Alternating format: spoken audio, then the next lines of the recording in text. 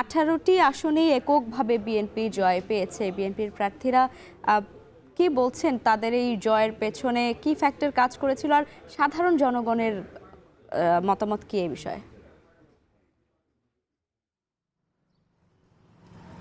দেখুন লাইবা, নির্বাচন অনেক এসেছে এই দেশে, কিন্তু এর আগেও বিগত 12টি নির্বাচন হয়েছে, কিন্তু এটি ছিল সম্পূর্ণ একটি আলাদা নির্বাচন, কারণ কোনো ধরনের সহিংসতা নেই, প্রাণহানি নেই। এটা ব্যতিক্রম ছিল সিলেটেও। আমি যদি বলি, কালকে আপনি যেমনটি বলছিলেন যে আসলে 19টি আসন সিলেটের বৃহত্তর যে বিভাগ রয়েছে, সেই বিভাগের মধ্যে 19টি আসনে 18টি কিন্তু বিএনপি জয় পেয়েছে, আর একটিতে কিন্তু 11 দলীয় জোটের প্রার্থী তারা কিন্তু একটিতে জয় পেয়েছেন, এবং বিএনপির জয় জয়কার বলা চলে এই বিভাগে।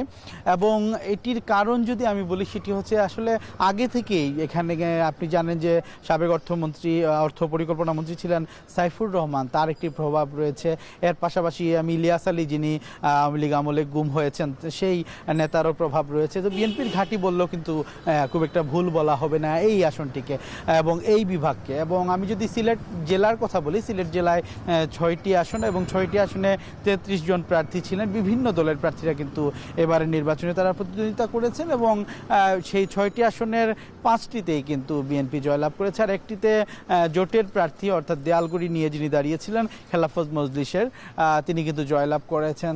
কিন্তু জামাতের অর্থাৎ দাঁড়িপাল্লা প্রতীক থেকে কিন্তু কোনো প্রার্থী বিজয় লাভ করতে পারেনি।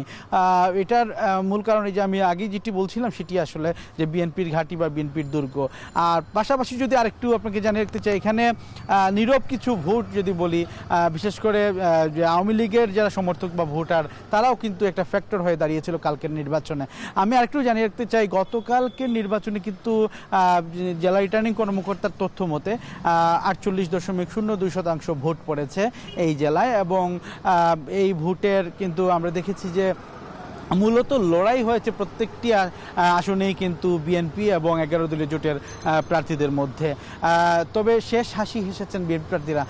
আজকে আমরা যেটি দেখি, আসলে অন্যান্য নির্বাচনে দেখেছি স্বভাবত কি হয় যে র্যালি বা বিজয় র্যালি, বিজয় মিছিল হয়, কিন্তু এবছরের নির্বাচনটি সম্পূর্ণ ব্যতিক্রম ধর্মী ছিল।